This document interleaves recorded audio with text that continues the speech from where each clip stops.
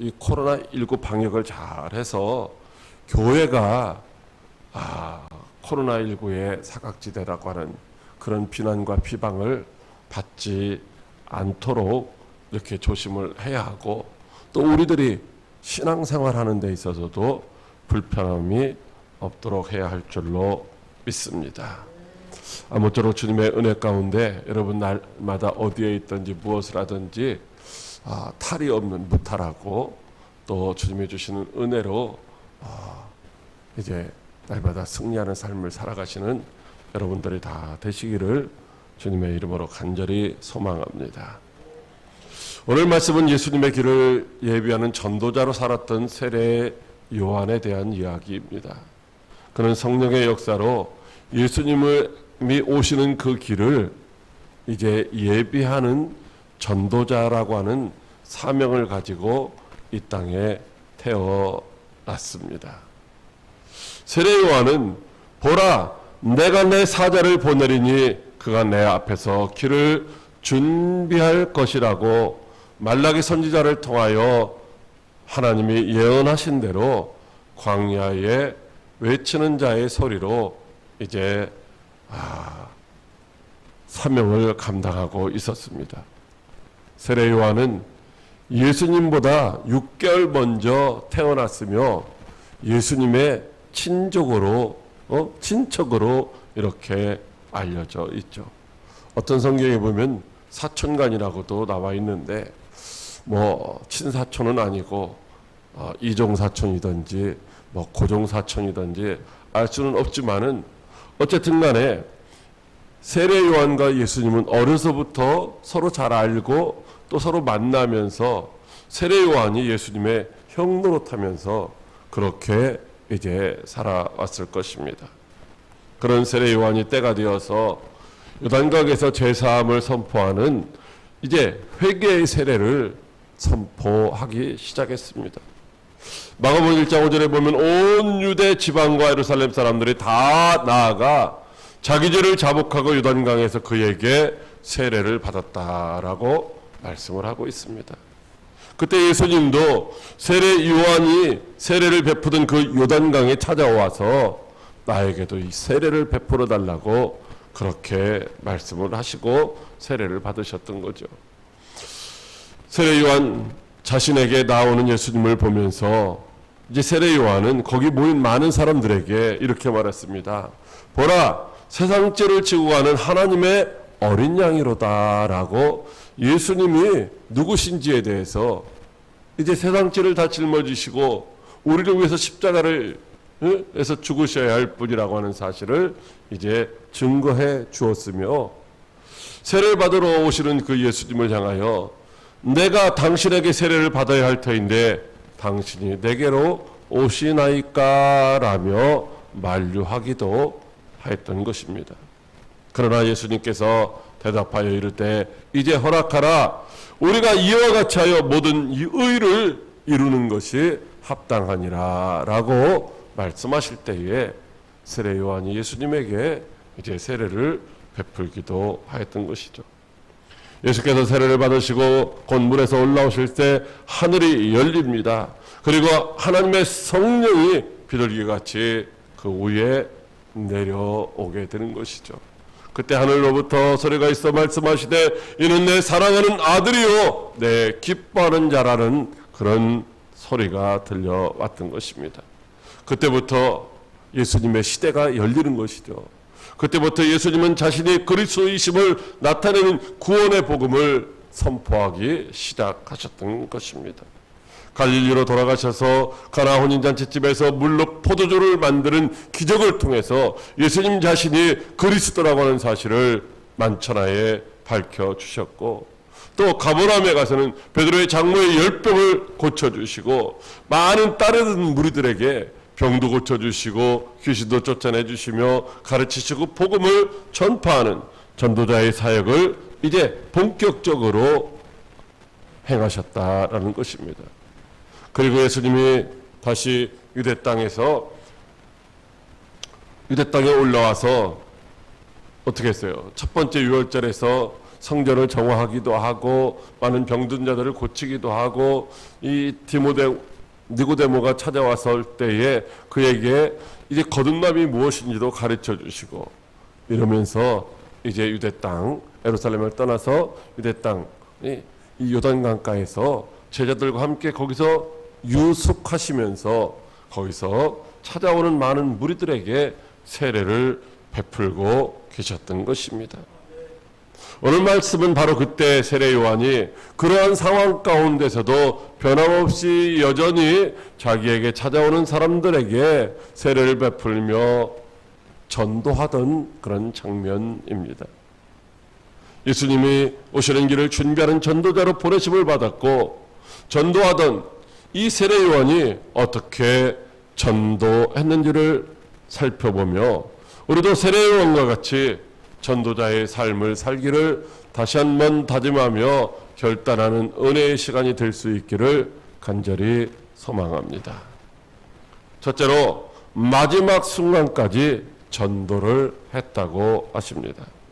요한복음 3장 23절 말씀입니다. 요한도 살렘 가까운 에논에서 세례를 베푸니 거기 물이 많음이라. 그러므로 사람들이 와서 세례를 받더라. 아멘. 예수님이 예루살렘과 온 유대와 갈릴리까지 두루두루 다니시면서 복음을 전파하셨습니다. 제자들이 함께 요단강가에서 예수님과 유하시면서 거기서 이제 세례를 베풀기도 하셨죠.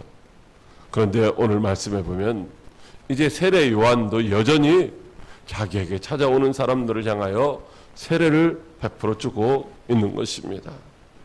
자, 요한의 사역은 무엇입니까? 예수님이 오시는 길을 준비하는 사역인 것이죠. 요한은 예수님이 오시는 길을 준비했기 때문에 이미 그의 사역은, 그의 사명은 다 끝나 버렸다라고 하는 것입니다. 오늘 말씀에 사람들이 이 세례 요한에게 세례를 받으러 왔다라고 말씀하고 있습니다. 그런데 자세하게 읽어보면은 거기서 세례를 베푸는데 왜 세례를 베풀고 있었느냐? 거기 물이 많다라는 것입니다. 물이 많기 때문에 이제 사람들이 물이 많기 때문에 사람들이 이제 거기 찾아와서 세례 요한에게 세례를 받았다라고 하는 것이죠. 마가복음 5장 1절 말씀에 보면 온 유대 지방과 예루살렘 사람들이 다 나아가 자기 죄를 자복하는 요단강에서 그에게 세례를 받다라고 말씀하시고 있고, 또 누가복음 3장 7절 이하에도 요한이 세례를 받으러 나오는 무리에게 이르니 독사의 자식들아 누가 너에게 일러 장차올 진노를 피하라 하더냐라고 그렇게 책망하기도 했습니다. 여러분, 그때에는 셀 수 없는 많은 무리들이 이제 독사의 자식이라고 책망받는 바리새인과 서기관들까지도 율법학자들까지도 이 세례 요한에게 세례받기 위해서 몰려들었던 것입니다. 심지어 그때 많은 무리들과 또 세리들과 또 군인들까지도 이제 찾아와 가지고서 우리가 어떻게 해야만 합니까? 라며 세례받기를 원했던 것이죠. 심지어는 예수님도 세례 요한에게 세례받기 위하여 찾아오지 아니하셨습니까? 여러분, 이때의 세례 요한의 인기는 절정에 달했습니다. 수많은 사람들이 몰려왔습니다. 회개하라고 외치며 독사의 자식들이라고 책망했지만 아무도 실망하지 않고 오히려 더 많이 모여들었던 것입니다. 세례 요한을 따르는 제자들도 그때는 상당히 많았습니다. 지금 예수님을 따르고 있는 제자, 이 요한, 사도 요한이나 야고보나 안드레나 빌립이나 이런 사람들이 어떻게 해요? 그때 다 사실은 세례 요한의 제자였던 것입니다. 그런데 지금은 어떻습니까? 지금은 세례 요한을 따르던 많은 무리들이 다 예수님께로 몰려갔습니다. 세례 요한을 따르던 제자들도 예수님의 제자가 되어 버렸습니다. 이제는 몇 명 남지 않은 제자들과 함께 물이 많기 때문에 찾아오는 사람들, 드문드문 가끔씩 찾아오는 사람들에게 세례를 베풀고 있을 뿐입니다. 이쯤 되면 세례 요한의 시대는 이미 끝나버린 것입니다. 지금은 예수님의 시대가 활짝 열려져 있는 것입니다. 그럼에도 불구하고 세례 요한은 이 복음을 전하는 회개의 세례를 전파하기를 마치지를 않았던 것입니다. 여전히 자신에게 주어진 전도자의 사명을 감당하고 있는 것입니다. 자신을 찾아오는 그 몇 안 되는 사람들에게 이제 올바른 복음을 전하면서 예수님께로 그들을 인도하고 있었던 것입니다. 오늘 본문 말씀 24절에 보면 요한이 아직 옥에 갇히지 아니하였더라 이렇게 말씀하고 있습니다. 여러분, 왜 여기 요한이 아직 옥에 갇히지 아니하였더라 라고 말씀을 기록해 놓았을까요? 여러분, 이 세례 요한이 옥에 갇혀서 도무지 이제 복음을 전하지 못할 때까지 세례 요한이 계속해서 복음을 전했다는 사실을 말씀해 주시기를 원하고 있는 줄로 믿으시기 바랍니다. 그러니까 예수님께서 세례를 이제 받으신 때가 언제냐면 AD 27년 가을입니다. AD 27년 가을. 그리고 세례 요한이 감옥에 갇혀서 목배임을 당한 때는 언제냐? AD 29년 겨울입니다. 역사적으로 다 고증되어 있는 것이죠.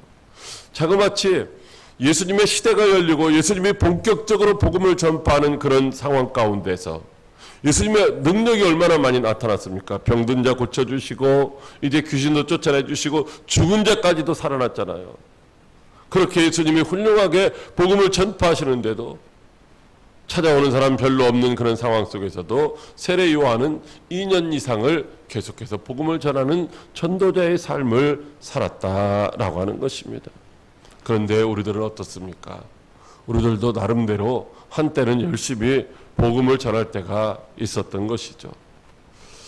그러나 대부분의 사람들은 어떻습니까? 지금은 안 된다며 포기하고 있죠. 나이도 들고 몸도 마음대로 안 되고 그러면서 어떻게 해요? 나는 한때 열심히 했지만 이제는 좀 쉴 때가 되었지 라고 말하면서 전도하기를 쉽니다. 제가 어제 아침에 이 민족복음화 초창 기도를 나가서 이 목사님들하고 만나서 대화를 하는데 교회를 잠시 쉬니까 좀 일찍 은퇴하고 나니까 갈 데도 없고 할 일도 없다라고 그렇게 말씀하시는 분이 있더라고요. 왜 갈 데가 없어요? 왜 할 일이 없어요? 복음을 전하면 되는 거죠. 복음 전하러 다니면 되는 거잖아요. 여러분, 은퇴한 목사님이나 사모님도 그렇고 연세 드신 장로님이나 권사님도 이제 그렇게 말할 때가 많습니다. 아니, 어쩌면 저도 그때는 열심히 했는데 지금은 잘 안 돼. 지금은 조금 이제 쉬어야 되겠어 하고 그러고 추측거리고 있는지도 모릅니다. 여러분, 그런데 주님은 우리에게 뭐라고 말씀하시고 있습니까? 주님은 디모데후서 4장 2절 말씀에 너는 말씀을 전파하라. 때를 얻든지 못 얻든지 항상 힘쓰라고 말씀하시고 있습니다. 범사의 오래 참음과 가르침으로 경책하며 경계하며 권한하고 강력하게 우리에게 말씀하시는 줄로 믿으시기 바랍니다. 사도 바울도 믿음의 아들인 디모데에게 보낸 편지 디모데후서 4장 6절에서 관제와 같이 벌써 내가 부음이 되고 나의 떠날 기약이 가까웠다라고 말하고 있습니다. 여러분, 관제와 같이 즉 마지막 순교의 피를 흘리는 그 순간이 다 되어 왔다라는 거죠. 그 순간까지 바울이 뭐를 했습니까? 복음 전하기를 쉬지를 않았다는 것입니다. 사랑하는 광역교회 성도 여러분, 저를 비롯하여 우리 모두 세례 요한처럼 살아서 이제 살아있는 마지막 순간까지 주님이 우리에게 맡기신 사명인 복음을 증거하는 전도자의 삶을 살아야 하지 않겠습니까? 이 복음을 위하여 주님이 우리를 죄와 사망에서 구원하시고 이제 십자가에서 지신 그 보혈로 우리의 죄를 가르쳐 주시고 이제 우리를 복음의 일꾼으로 삼으시려고 부르신 것이 아니겠습니까? 세례 요한처럼 마지막 순간까지 복음을 전하다가 주님의 품에 안길 때 그때 우리를 위해 준비된 의의 면류관 다 받았을 수 있는 저와 여러분들이 다 되시기를 주님의 이름으로 축복합니다. 둘째로 전도하는 기쁨으로 충만했다고 하십니다. 요한복음 3장 29절 말씀입니다. 신부를 취하는 자는 신랑이나 서서 신랑의 음성을 듣는 친구가 크게 기뻐하나니 나는 이러한 기쁨으로 충만하였노라. 아멘. 세례 요한의 제자 중 한 사람이 유대인과 정결 예식에 대해서 서로 변론을 했다고 말씀하고 있습니다. 여기서 말하는 이 정결 예식에 대한 논쟁은 무엇일까요? 아마 세례 요한이 선포했던 회개의 세례에 관한 문제였을 것입니다.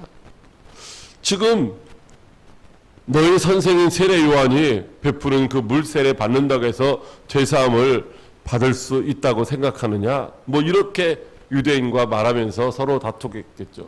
유대인은 뭐 할례를 받아야 된다는 둥, 뭐 모세 율법을 지켜야 된다는 둥, 뭐 이런 말을 했을 것입니다. 왜냐하면 그때는 이미 많은 사람들이 세례 요한을 떠나서 예수님에게로 몰려간 상태이기 때문입니다. 그때 아마 유대인은 세례 요한의 제자에게 야, 너희 선생이 세례를 그거 몇 사람 베푼다고 해서 사람들이 뭐 구원받겠느냐? 지금 저기 봐라. 그 예수님이라고 하는 예수라고 하는 그 사람 얼마나 많은 사람들이 거기로 몰려갔는지 아느냐? 이러면서 빈정거리기도 하고 조롱하기도 했을 것입니다. 그래서 화가 난 그 제자는 세례 요한에게 찾아와서 사람들이 그 요단강 저편에서 세례를 베푸는 그 사람에게 다 갚습니다. 이 제자가 지금 하는 말 여러분 잘 보세요. 세례 요한에게는 선생님 이렇게 말하고 예수님에게는 뭐라고 해요? 그 사람이라고 말하는 거예요. 그 사람. 지금 예수를 시기하고 있는 거죠. 세례 요한이 더 높아져야 되는데 사람들이 예수님에게 몰려간다는 것입니다. 그래서 그 사람에게로 다 갔습니다. 선생님 어떻게 좀 한번 해보세요. 선생님도 그 사람처럼 능력 있게 이제 병도 고쳐주고 귀신도 쫓아내고 그 예전에 많은 사람들이 몰려올 때처럼 인기 절정일 때처럼 그렇게 다시 하면 안 됩니까? 이렇게 아마 말했을 것입니다. 그러자 세례 요한이 만일 하늘로서 주신 바 아니면 사람이 아무것도 받을 수 없느니라 이렇게 말씀하시고 있어요. 여러분 이게 무슨 말일까요? 만일 하늘로서 주신 바 아니면 사람이 아무것도 받을 수 없느니라고 말씀하시는 것이, 그것은 사람들이 예수님에게로 가고 있다면 예수님이 세례 요한에게 오던 사람들을 도적질한 것도 아니고 미혹해서 빼앗은 것도 아니라 하나님이 그 사람들을 그에게 주신 것이다 라고 말씀하고 있는 것인 줄로 믿으시기 바랍니다. 여러분 여기에 앉아서 함께 예배드리는 여러분들은 하나님이 이곳에 보내신 것이고, 또 어떤 교회로 또 가신 분들은 또 하나님이 그 교회를 보내셨다라는 거죠. 여러분 이것은요 예수를 떠나지 않는 한 하나님의 나라는 여전히 변함없이 확장되어져 가는 것인 줄로 믿으시기 바랍니다. 그래서 세례 요한은 내가 말한 바 나는 그리스도가 아니요 그의 앞에 보내심을 받은 자라고 한 것을 증언할 자는 너희니라. 신부를 취하는 자는 신랑이나 서서 신랑의 음성을 듣는 친구가 크게 기뻐하나니 나는 이러한 기쁨으로 충만하였노라 라고 말하고 있습니다. 세례 요한은 자신에게 사람이 많이 오든 적게 오든 그런 것 가지고 이제 중요하게 여기지를 않았다는 것입니다. 왜냐하면 자신이 그리스도가 아니라 자신은 그리스도에게로 이제 그리스도이신 예수님에게로 사람들을 인도하는 사명자이기 때문인 것입니다. 그러므로 사람들이 자기에게 오던 사람들이 그리스도에게로 가는 것, 이것은 지극히 당연하다라고 말하고 있는 것이죠. 세례 요한이 회개의 세례를 베풀며 복음을 전한 것은 자신이 유명해지기 위한 것도 아니고 자신이 성공하기 위한 것도 아니라 오직 사람들을 예수님을 영접하도록 예수님께로 인도하기 위하여 복음을 전했던 것인 줄로 믿으시기 바랍니다. 사람들이 예수님을 구주로 영접하고 구원받게 하는 것, 이것이 그의 사명이었던 것입니다. 그래서 그는 흥하여야 하겠고 나는 새하여야 하리라고 말하고 있습니다. 사랑하는 광역교회 성도 여러분, 오늘 저와 여러분들도 세례 요한처럼 신랑이신 예수님의 뜻이 이루어질 때 우리도 그렇게 기뻐하고 있습니까? 예수님이 기뻐하시는 것처럼 나는 모든 것을 다 빼앗기고 아무것도 없어도 나는 그냥 신랑이신 예수님이 기뻐하신다면, 예수님의 친구로서 예수님이 드러나고 예수님이 기뻐하신다면 우리는 만족하며 부족한 것이 없는 기쁨을 누릴 수 있느냐라고 하는 것입니다. 우리는 내가 성공해야 하고 내가 잘 돼야만 기뻐하고 있지 않습니까? 예수님의 뜻이 이루어져도 나를 통해서 이루어져야 되는 것이고, 우리 교회를 통해서 이루어져야 되는 것이고, 우리 가정을 통해서 이루어질 때에 내가 기뻐하지, 다른 사람들을 통해서 하나님의 나라가 확정되고 다른 교회를 통해서 하나님의 뜻이 실현될 때에 우리가 정말로 주님이 기뻐하시는 것처럼 우리도 그렇게 기뻐했느냐라고 하는 것입니다. 그렇지 못할 때가 우리에겐 너무나도 많았다는 것입니다. 그래서 내가 부응하지 못하고 내가 인정받지 못하면 하나님의 뜻이 안 이루어진 것처럼 생각하며 낙심하고 좌절하고 절망할 때가 얼마나 많이 있었습니까? 물론 우리가 하나님의 뜻을 이루는 의의 병기로 영광의 도구로 쓰임받을 수 있다면 얼마나 더 좋겠습니까? 그러나 그렇게 되지 않아도 하나님의 뜻이 이루어지고 하나님의 나라가 확장되어져 가면 우리는 하나님의 기쁨을 함께 공유해야 할 줄로 믿으시기 바랍니다. 세례 요한은 사람들이 자기에게로 오는 것으로 인하여 기뻐하지를 않았습니다. 왜냐하면 자신은 그리스도도 아니고 자신은 신분을 취한 신랑도 아니었기 때문인 것입니다. 다만 자신은 신랑이신 예수님과 신부인 그 백성들을 만나게 해주는, 연결해주는 사도 바울이 말한 중매장의 역할을 할 뿐이었던 것입니다. 그래서 예수님의 친구로서 예수님의 신부를 취하는 것을 보고 또 신부를 취한 예수님이 기뻐하시는 것을 보고 만족해하며 기뻐했다라고 말하고 있는 것입니다. 그리고 세례 요한은 자신의 역할이 끝나자 기뻐하며 무대 뒤로 이제 물러나고 있는 것입니다. 그러므로 우리도 오직 예수님의 나라가 세워짐을 인하여서 기뻐해야 할 줄로 믿으시기 바랍니다. 우리를 통하여 예수님의 나라가 세워지면 그것으로 우리의 역할, 우리의 사명은 끝나는 것입니다. 우리도 신랑이신 예수님을 소개하는 전도자가 된 것, 이 자체로 기뻐할 수 있는 저와 여러분들이 되시기를 바랍니다. 우리가 소개한 자들이 예수님의 아름다운 신부로 세워지고 혼인잔치가 열릴 것을 기대하면서 더 기뻐할 수 있는 복된 성도 여러분들이 다 되시기를 주님의 이름으로 축복합니다. 셋째로 오직 영생의 복음만을 전했다고 하십니다. 요한복음 3장 36절 말씀입니다. 아들을 믿는 자에게는 영생이 있고 아들에게 순종하지 아니하는 자는 영생을 보지 못하고 도리어 하나님의 진노가 그 위에 머물러 있느니라. 아멘. 많은 사람들이 회개의 세례를 베푸는 세례 요한을 찾아왔습니다. 그들이 요단강에서 세례를 베풀던 요한에게 몰려온 이유가 무엇입니까? 물질이나 명예나 권력이나 건강을 얻기 위해서 찾아온 것이 아닙니다. 그들이 우리가 어찌할꼬 어떻게 하면 세례를 받고 제사함을 받을 수 있겠느냐고 간절하게 간청을 했던 것이죠. 세상적인 것들이 필요해서 찾아온 것이 아니라 하나님의 나라에 합당한 사람으로서 살아가기 위해서 어떻게 해야 되느냐고 묻고 그렇게 순종하기 위해서 찾아왔던 것입니다. 그때 세례 요한은 자신을 찾아온 사람들에게 오직 예수님만이 만물의 주인이시며 하늘로부터 오신 하나님의 아들 그리스도라고 증거했던 것입니다.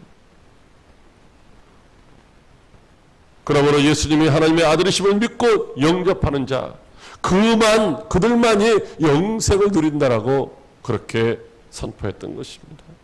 너희가 영생을 얻고자 원하느냐? 그러면 영생이신 예수님을 영접해야 된다라고 선언했던 것이죠. 그러나 예수님을 하나님의 아들이신 그리스도로 믿지 아니하고 영접하지 아니하는 자는 그는 이미 하나님의 진노하심으로 심판을 받아서 영원히 멸망당한다라는 그런 말을 선포했던 것입니다. 오직 모두가 예수님을 그리스도로 믿고 세례를 받아서 영생을 얻어야 된다고 하는 이런 간절한 소망을 이제 선포했던 것입니다. 그러므로 우리도 오직 예수님만이 하늘로부터 오신 그리스도이심을 믿고 영접하여 영생을 얻으라고 하는 이 구원의 복음을 날마다 증거해야 될 줄로 믿으시기 바랍니다. 사랑하는 광역교회 성도 여러분, 예수님의 복음을 전하실 때 병든 자를 고쳐주기도 하시고 귀신을 내어 쫓기도 해주셨습니다. 그런데 중요한 것은, 궁극적인 것은 영생이신 예수님을 믿고 영생이신 그 예수님을 영접해서 영생을 누리라는 그런 말씀인 줄로 믿으시기 바랍니다. 세례 요한이 전했던 복음도 결국은 예수님 믿고 영생을 누리라는 것입니다. 예수 믿지 아니하면 하나님의 심판을 받고 멸망당한다는 것입니다. 그러므로 우리도 예수 믿고 영생을 얻으라고 날마다 증거해야 될 줄로 믿으시기 바랍니다. 예수 믿지 아니하면 지옥 간다라고 분명하게 그렇게 외쳐야 할 줄로 믿으시기 바랍니다. 예전에 최권능 목사님이라고 하시는 분은 예수천국 불신지옥 이렇게 외치며 전도를 하셨죠. 그런데 오늘날 불신지옥이라는 말을 하면은 사람들은 이제 듣기를 싫어합니다. 불신지옥? 아주 혐오스럽게 이제 그렇게 생각하는 사람들이 많이 있습니다. 왜 그냥 좋은 말로 예수 믿으라고 하면 되지 지옥 간다라고 겁박하고 공갈치느냐라고 그렇게 말하는 사람들도 있습니다. 사랑하는 광역교회 성도 여러분, 그러나 예수 믿지 아니하면 지옥 가는 거 이거 공갈도 아니고 협박도 아니고 분명한 사실인 줄로 믿으시기 바랍니다. 예수 믿지 아니하면 누구나 영원히 고통나가는 그 불구덩이 속에 들어갈 수밖에 없는 것입니다. 그러므로 우리는 오직 예수 믿고 천국에서 영생을 누리라고 담대하게 증거해야 됩니다. 여러분, 지난 8월 14일 부산의 의력도 앞바다에서 중학생들이 친구들끼리 수영하러 갔습니다. 근데 어떤 이제 중학생 좀 성급하게 14살 먹은 그 친구가 먼저 바다에 뛰어들었는데 밀려오는 밀려나가는 이 파도에 휩쓸려서 이 친구가 바다로 점점 깊이 이제 빠져 들어갔죠. 근데 거기 모였던 그 친구들은 어떻게 했을까요? 그 바다에 빨려 들어가는 그 친구를 보면서 별거 아닌 것처럼 생각하고 낄낄거리고 웃으면서 동영상 촬영했어요. 동영상 촬영. 그러다가 정말로 그 친구가 물에 빠져 죽는 그 순간에도 신고를 하지 못하고 있었던 것입니다. 그래서 그 사실이 알려지고 동영상 촬영한 것이 퍼지고 하면서 그 친구들이 얼마나 많이 비난을 받았는지 몰라요. 여러분, 친구가 파도에 밀려 바다에서 죽어가는 모습을 보고 웃으며 동영상을 찍던 그 친구들과 예수 믿지 않아서 영원히 고통나가는 지옥으로 가는 우리의 가족과 우리의 이웃들, 우리의 친척들을 바라보면서 아무렇지도 않은 듯이 함께 그냥 낄낄거리고 희덕거리며 웃고 예수님 믿고 천국에 가야 된다고 하는 이 진리의 복음을 증거하지 아니하고 있다고 한다면은 그들이 지옥 가는 모습을 보면서도 아무렇지도 않은 듯이 그렇게 이제 우리가 살아가고 있다고 한다면은 친구가 파도에 휩쓸려서 바다에 빠져 죽어가는 모습을 보면서 동영상을 찍던 그 친구들과 다를 바가 무엇이 있겠습니까? 그러므로 우리는 예수 믿지 아니하면 누구나 다 지옥 형벌 받는다고 듣든지 아니 듣든지 아니 들으면서 기분 나빠한다 할지라도 항상 우리가 힘써서 담대하게 하는 전도자가 되어야 할 줄로 믿으시기 바랍니다. 우리 모두 세례 요한처럼 전도하는 것이 사명이고 전도하는 것이 가장 큰 기쁨이 되어서 예수님이 부르시는 그 순간까지 오직 예수 천국 불신 지옥을 외치는 전도자로 살아갈 수 있는 복된 성도 여러분들이 다 되시기를 주님의 이름으로 축복합니다. 기도하겠습니다. 살아계셔서 역사하시는 참 좋으신 하나님 아버지, 고맙고 감사를 드립니다.